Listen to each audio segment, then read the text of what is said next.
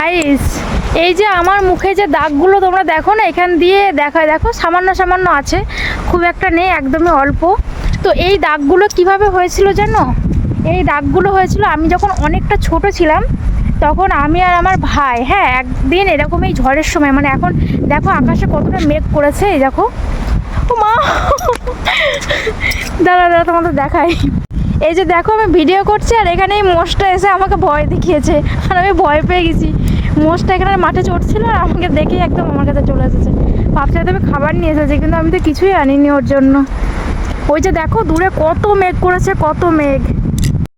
যেটা বলছিলাম, আমি যখন ছোট ছিলাম তখন একদিন এই ঝড়ের সময়, এই যে দেখছো আকাশে, আগে তোমাদের মেঘটা দেখাই বাবা, আমি মেঘটা দেখে আর মানে চোখ সরাতে পারছি না, এত মেঘ পড়েছে আকাশে।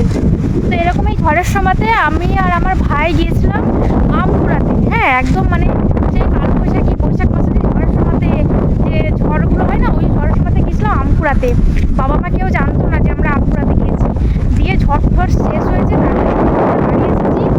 এসে বাবু মানে ভাই তো দৌড়ে পালিয়েছে, ভাইকে তো ধরতেই পারেনি, আর আমাকে ধরেছে। ধরে আমাদের তখন তো বর্ষাকাল ছিল, আমাদের উঠোনের সামনেটা সেই ইট পাতা ছিল, তো সেই ইটের মধ্যে তুলে এক আছাড়, মানে সেই ইটের মধ্যে আমাকে তুলে এক আছাড়, মানে এতটাই রেগে গিয়েছিল বাবা।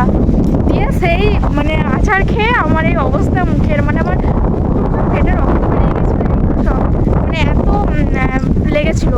আর ভাইকে তো ধরতে পারিনি, ভাই একটু বরাবরই আমার থেকে একটু বেশি চালাক, আর আমি একটু বোকা টাইপের, মানে বোকা বলতে কি ওই আর কি, ভাইয়ের থেকে আমি কম মানে বোকা। তো ভাই একটু চালাক টাইপেরও পালিয়েছে।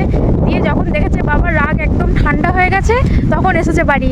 দিয়ে ওকে তেমন কিছু করেনি, শুধু হাতে করে দুই একবার আর কি মেরেছে পিঠে, ব্যাস। মানে ওর ওপর একদম হালকাভাবে গিয়েছে, আর আমার ওপর দিয়ে যত বড় ঝড়টা আমার ওপর দিয়ে গেছে। আর আম কুড়াতে গিয়েছি দুজন মিলে, ব্যাস বাবা খোঁচে খ, আর আমাদেরকে দুজনকে খুব মেরেছে।